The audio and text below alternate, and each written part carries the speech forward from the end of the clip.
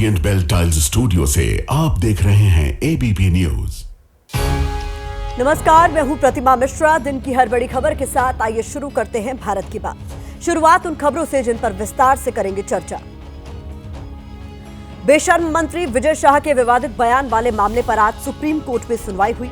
SIT इस मामले की जांच कर रही है, लेकिन एसआईटी विजय शाह को ढूंढ ही नहीं पा रही है। ऐसा क्यों हो रहा है, इसके बारे में आपको बताएंगे। ऑपरेशन सिंदूर को लेकर हमारे देश में पोस्ट और विवादित बयानों की बहार आ रखी है। कहीं गिरफ्तारी हो रही है तो कहीं मेहरबानी। आज हम इस पर राज्य सरकारों के दोहरे रवैये का भी विश्लेषण करेंगे। बिहार में चुनावी साल है, लेकिन चुनावी साल में बिहार में अपराधियों की बहार है।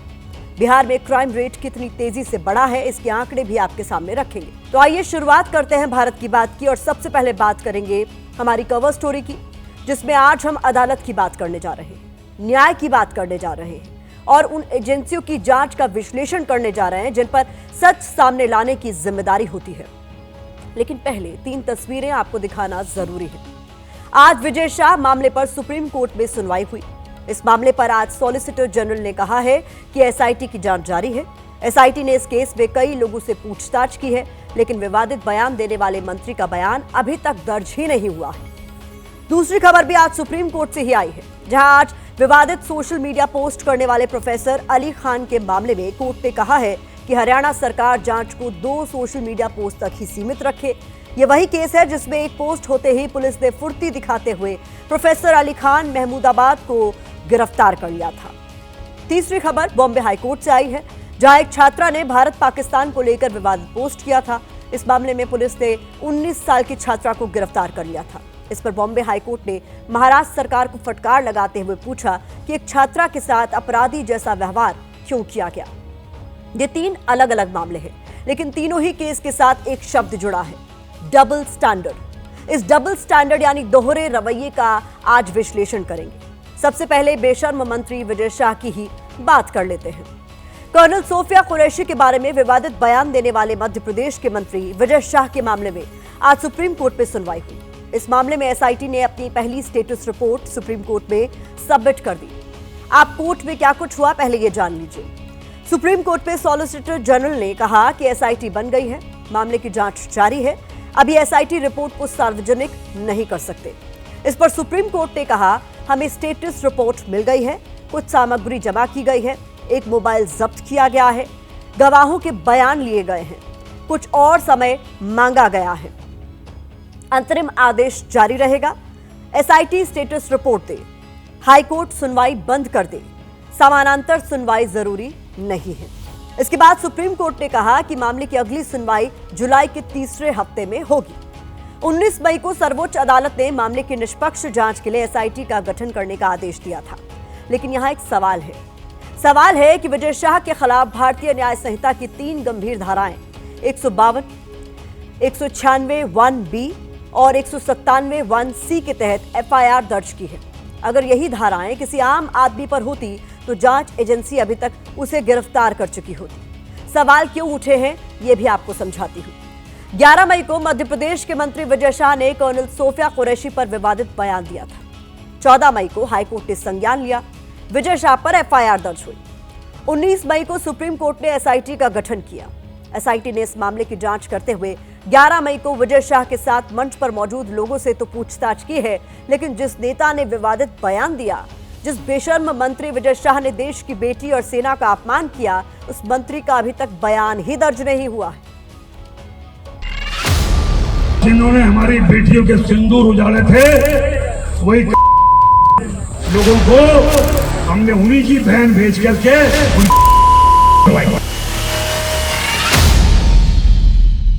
इसी बयान को लेकर मध्य प्रदेश के बेशर्म मंत्री से एसआईटी को पूछताछ करनी थी, लेकिन अभी तक ऐसा नहीं हुआ है। हुआ यह है कि बेशर्म मंत्री विजय शाह गायब है। न मध्य प्रदेश कैबिनेट मीटिंग में आ रहे हैं, न कैमरे के सामने दिख रहे हैं। आ रहे हैं तो सिर्फ उनके माफीनामे। मेरे द्वारा कहे गए शब्दों से समुदाय, धर्म और देशवासियों को दुख पहुंचा है। यह मेरी भाषाई भूल थी। भूलवश अपने द्वारा कहे गए शब्दों के लिए मैं पूरी तरह भारतीय सेना, बहन कर्नल सोफिया कुरैशी, समस्त देशवासियों से पूरी तरह क्षमा प्रार्थी हूं। 13 मई को विजय शाह ने पहली माफी मांगी, कहा सोफिया मेरे लिए बहन जैसी है। 14 मई को बदजुबान मंत्री ने दूसरी बार माफी मांगी, कहा बयान के लिए दिल से शर्मिंदा हूँ। 23 मई को तीसरी माफी मांगी, कहा मेरा बयान भाषाई भूल थी। जिस तरह मध्य प्रदेश अजब गजब है, ठीक उसी तरह से बेशर्म मंत्री का केस भी अजब गजब है। हाईकोर्ट की फटकार के बाद एमपी पुलिस ने जो एफआईआर दर्ज की थी, उस पर हाईकोर्ट ने कहा था कि पुलिस की एफआईआर खानापूर्ति है। पुलिस ने एफआईआर में भी विजय शाह को श्री विजय शाह के तमगे से नवाजा था। अब एसआईटी जांच चल रही है, लेकिन जांच एजेंसी विजय शाह को नहीं ढूंढ पा रही, यानी अभी तक मंत्री का बयान ही दर्ज नहीं हुआ है। जिस तरीके से सुप्रीम कोर्ट की आड़ में विजय शाह और भारतीय जनता पार्टी अपने क्राइम को छुपा नहीं सकती है। पहले जो एसआईटी बनी वो वैसे लोगों की बना दी जिन पर विजय शाह से जो बायस्ड लोग थे उनको बना दी। मुझे भरोसा है पक्का सुप्रीम कोर्ट पूरे संज्ञान को ध्यान में लेके आज नहीं तो कल सजा देगी। सवाल भारतीय जनता पार्टी की नैतिकता का बनता है, तो उनसे हमारा सवाल है, कांग्रेस का सवाल है, मध्य प्रदेश की जनता का सवाल है कि सब कुछ चल रहा है, तब तक आपको इस्तीफा लेने में क्या है? अगर वो दोषी नहीं पाए जाए, आप दोबारा उन्हें शपथ दिला देना, कौन मना कर रहा है? आपकी सरकार है। लेकिन आप इस्तीफा नहीं लेकर क्या साबित करना चाहते हैं बार बार? तो पता नहीं बेशर्म मंत्री ऐसी कौन सी घुट्टी पीकर बैठे हैं, इस्तीफा देने को अब भी राजी नहीं है। मुंह छिपाने की नौबत आ गई है, लेकिन मजाल है जो इस्तीफे की बात कह दे। एक नेता की वजह से मध्य प्रदेश में पूरी बीजेपी बैकफुट पर है। सीएम तक कोर्ट की दुहाई दे रहे हैं, लेकिन इस्तीफा मांगने की हिम्मत नहीं जुटा पा रहे। अब सवाल है कि डर के आगे जीत बताने वाली बीजेपी खुद क्यों डरी हुई है।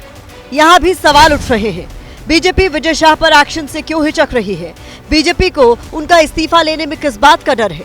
क्या बीजेपी को आदिवासी वोट बैंक खोने का डर है? क्या यहाँ इस बात का डर है कि विजय शाह का इस्तीफा हो गया तो ये विपक्ष की जीत साबित हो जाएगा? राजनीति में मजबूती और मजबूरी का बड़ा महत्व होता है। 11 मई से पहले विजय शाह मध्य प्रदेश में पार्टी की मजबूती थी, क्योंकि वो 8 बार विधायक रहे हैं और 5 बार मंत्री। लेकिन देश की बेटी कर्नल सोफिया कुरैशी पर विवादित बयान देने के बाद यही विजय शाह पार्टी के लिए मजबूरी बन गए हैं।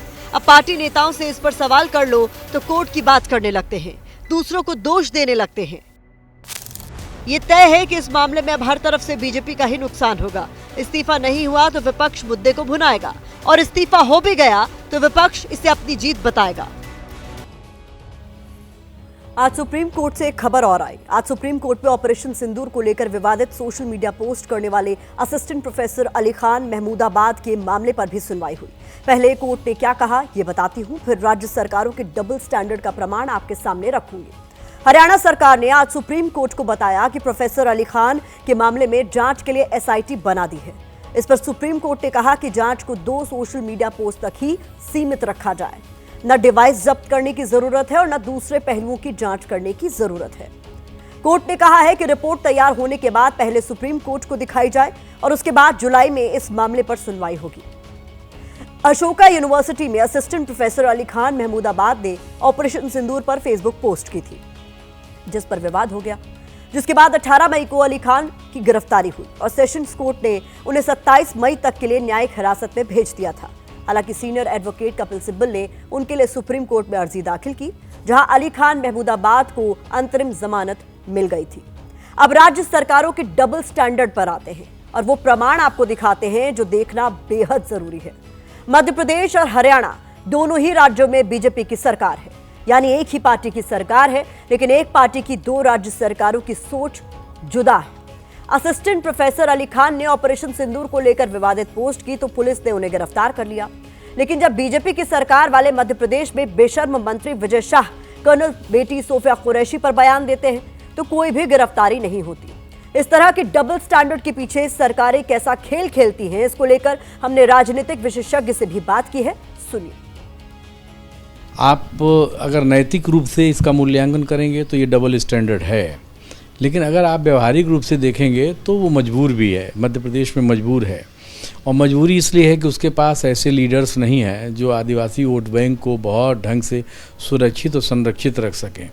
विजय शाह जैसा व्यक्ति अगर मंत्रिमंडल में बना हुआ है तो उसका मुख्य कारण सिर्फ और सिर्फ एक है, वो है उसका आदिवासी होना, आदिवासी क्षेत्र में एक क्षेत्र विशेष में उसका प्रभाव होना।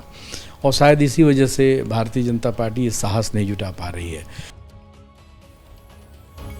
मध्य प्रदेश में मंत्री को लेकर खेल और महाराष्ट्र में छात्रा को जेल। पुणे में कुछ ऐसा ही हुआ है। पुणे की एक छात्रा खतीजा शेख ने 7 मई को सोशल मीडिया पर पोस्ट की थी। इस पोस्ट में छात्रा ने पाकिस्तान के खिलाफ युद्ध भड़काने के लिए भारत सरकार की आलोचना की थी। इस पोस्ट को लेकर आलोचना होने और धमकियां मिलने के बाद छात्रा को अपनी गलती का एहसास हुआ और उसने 2 घंटे के अंदर ये पोस्ट को हटा दिया। लेकिन विवादित पोस्ट को लेकर पुलिस ने 9 मई को छात्रा खतीजा शेख को गिरफ्तार कर लिया था। इस पोस्ट में खतीजा शेख ने पाकिस्तान जिंदाबाद भी लिखा था। ये पूरा मामला बॉम्बे हाईकोर्ट में चल रहा है, जहां कोर्ट ने सुनवाई करते हुए पुलिस और महाराष्ट्र सरकार की जमकर आलोचना की। बॉम्बे हाईकोर्ट ने इस मामले की सुनवाई करते हुए कहा कि छात्रा ने पोस्ट करने के कुछ देर बाद ही अपनी सोशल मीडिया पोस्ट को हटा दिया था। छात्रा ने गलती का एहसास होने पर माफी मांगी है। छात्रा को सुधरने का मौका दिया जाना चाहिए था, लेकिन राज्य सरकार ने उसे गिरफ्तार कर लिया और उसे अपराधी बना दिया। कोर्ट ने सख्त टिप्पणी करते हुए कहा कि कोई अपनी राय व्यक्त कर रहा है और आप इस तरह से उसका जीवन बर्बाद कर रहे हैं। छात्रा की गिरफ्तारी के बाद कॉलेज ने भी छात्रा को निष्कासित कर दिया था, जिस पर बॉम्बे हाईकोर्ट ने कहा कि किसी शैक्षणिक संस्थान का काम सुधार करना होना चाहिए, न कि किसी को सजा देना। इस पर खतीजा शेख की वकील ने मीडिया को क्या कुछ बताया है, वो भी सुनिए। 48 to 50 आवर्स तक कोई कुछ भी नहीं हुआ। 9 तारीख को जब किसी ने वो वायरल किया और फिर वो मीडिया के सामने आया तो कॉलेज वालों ने उनको रस्टिकेशन लेटर दे दिया और फिर बाद में कोंडवा पुलिस स्टेशन में FIR दर्ज हो गया। अब FIR दर्ज होने के बाद उनको अरेस्ट कर लिया गया और 9th of May 10th of May को कोर्ट के सामने प्रोड्यूस किया, जहां पे उनको PC पुलिस कस्टडी दी गई 5 दिन की और 14th को फिर उनको जुडिशियल कस्टडी दी। कोर्ट ने डायरेक्शन दिए उनको कि उसको रिलीज करना है येरवडा सेंट्रल प्रिजन को। आइए आगे बढ़ते हैं और बात बिहार की कर लेते हैं, जहां का सुशासन सवालों में है। नीतीश सरकार खुद को कानून के राज का पर्याय बताती है, लेकिन अब अपराध की बढ़ती घटनाओं को विपक्ष कुशासन का नमूना बता रहा है, क्योंकि अपराधी बेलगाम हो चले हैं और अपराध बेकाबू। आप मेरे बगल में जो 6 तस्वीरें देख रहे हैं, सबसे डरावना मंजर तो राजधानी पटना का है, जहां बेहद व्यस्त और पॉश बोरिंग रोड चौराहे पर अंधाधुंध फायरिंग की गई। दरभंगा में स्कूल जाते वक्त शिक्षक की हत्या कर दी गई, तो छपरा में 2 कारोबारियों को सरेराह गोलियों से भून दिया गया। समस्तीपुर तो 24 घंटे में अपराध की 3 घटनाओं का साक्षी बना। वहां एक शख्स की पीट कर तो एक युवक की गोली मारकर हत्या कर दी गई। समस्तीपुर में ही लूटकांड के 5 आरोपी कोर्ट से ही फरार हो गए। पुलिस ने बड़ी मुश्किल से किसी तरह एक अपराधी को पकड़ा। यही वजह है कि विपक्ष जंगल राज की याद दिलाने वालों को कटघरे में खड़ा कर रहा है, तो सरकार वहां बचाव की मुद्रा में नजर आ रही है। चुनावी साल में अपराध की बढ़ती घटनाएं कैसे सुशासन बाबू यानी नीतीश कुमार के लिए मुसीबतों का सबब बन सकती हैं, आंकड़ों और तथ्यों के साथ जवाब आपको बताएंगे। अभी आप बिहार में पिछले 24 घंटे की क्राइम रिपोर्ट जरा उस पर नजर डालिए।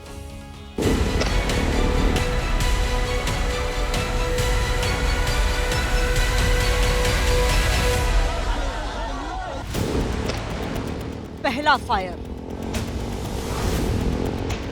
दूसरा फायर,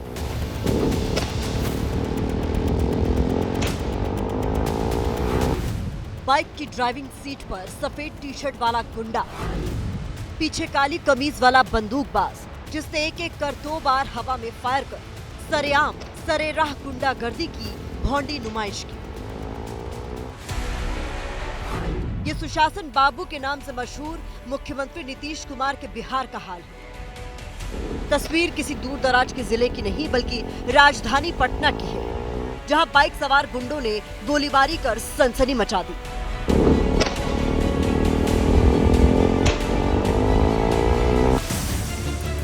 जरा सोचिए, एक भी गोली किसी राहगीर को लगती तो अंजाम क्या होता। दावे के मुताबिक वीडियो 24 मई का है, जब इन बाइक सवार बदमाशों ने पहले बोरिंग रोड चौराहे पर फायरिंग की, फिर जेपी गंगा पथ की तरफ जाकर भी इसी तरह से हवा में गोली चलाई। इस वीडियो को आरजेडी बिहार में ध्वस्त कानून व्यवस्था की मिसाल बता रही है। नेता विपक्ष तेजस्वी यादव सोशल मीडिया के जरिए सरकार पर सवाल दाग रहे हैं। बिहार में अपराध की अगली कहानी दरभंगा की है, जहां स्कूल जाते वक्त मंसूर आलम नाम के शिक्षक की गोली मारकर हत्या कर दी गई। पुलिस के मुताबिक रोजाना की तरह मंसूर साइकिल से स्कूल जा रहे थे, तभी रास्ते में उनका मर्डर कर दिया गया। शिक्षक इलाके में कितने लोकप्रिय थे ये स्थानीय लोगों की आंखों से बहते आंसू और उनके आक्रोश से साफ साफ बयां हो रहा है। बहुत अच्छा। सर रोइए मत, रोइए मत, रोइए मत। आपके बच्चे कैसे स्कूल में पढ़ते हैं? जिस कहाँ पे वो स्कूल? नासरीगंज में पढ़ाने जा रहा था, गोली मार दिया इनको। फिलहाल पुलिस और एफएसएल की टीम ने मौका वारदात से सबूत जुटाने के साथ ही तफ्तीश शुरू कर दी है ताकि कातिल का सुराग मिल सके। क्या वो गोली लगी? कब? 2 गोली लगने की पुष्टि हुई। एक गोली तो उनके पेट पे लगी है और एक पैक पे। उद्भेदन किया जाएगा, जल्द से जल्द इस कांड का उद्भेदन होगा। समस्तीपुर जिले में तो एक ही दिन में 2 लोगों की हत्या कर दी गई।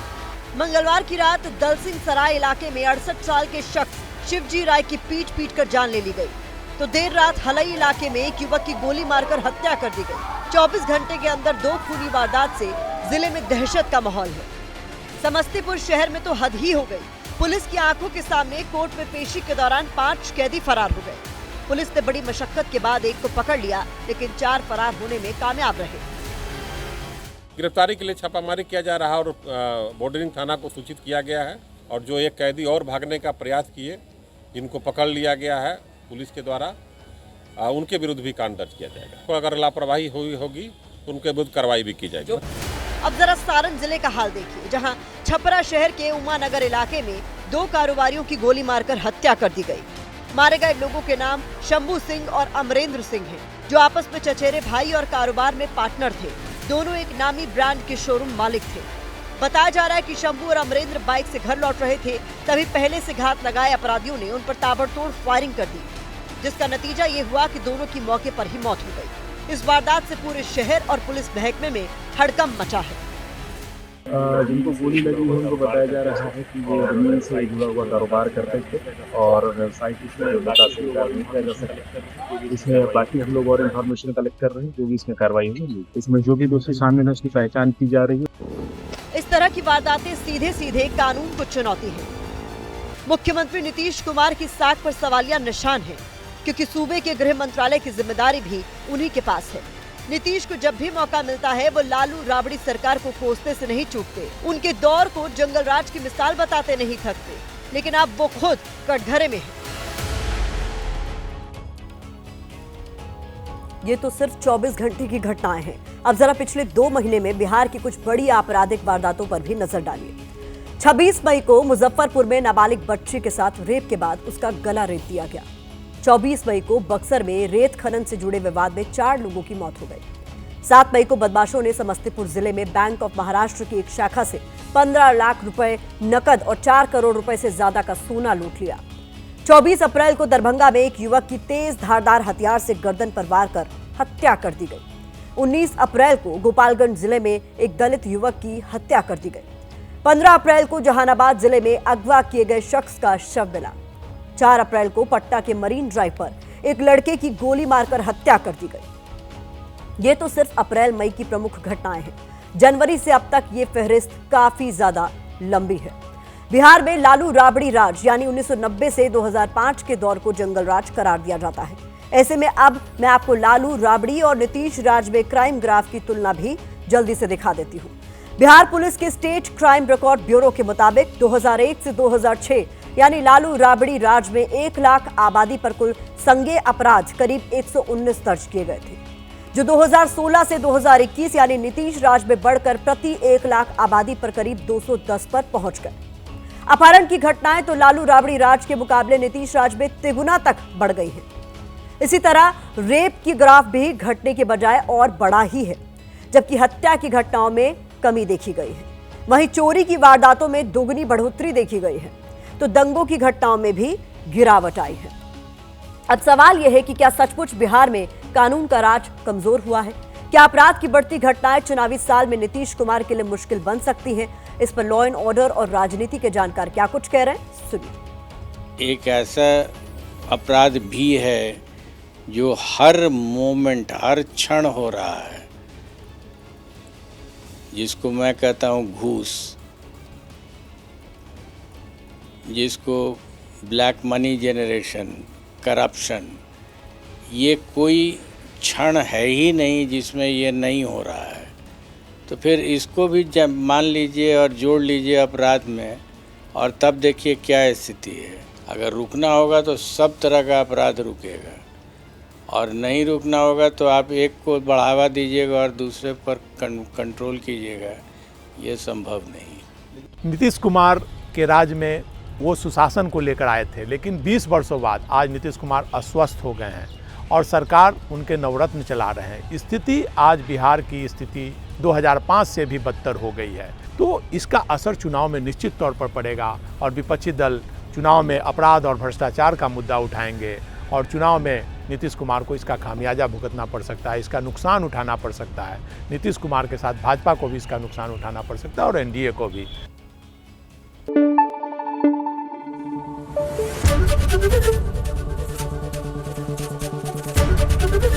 एबीपी न्यूज आपको रखे आगे।